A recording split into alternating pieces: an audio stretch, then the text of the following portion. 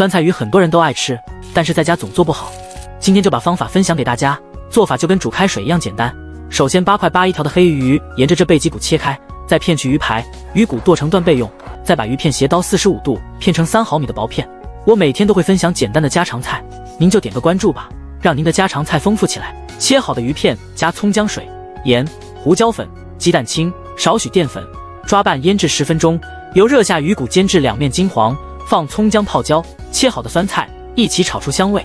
这时候要冲入开水，加盐、鸡精、胡椒粉，大火煮10分钟至汤汁浓白，然后捞出鱼骨垫在碗底，再慢慢的加入鱼片，中小火煮30秒，然后放蒜末、花椒、干辣椒、葱花，浇热油激发香味。这样做的酸菜鱼汤鲜味美，鱼肉嫩滑。喜欢你也关注收藏起来试试吧。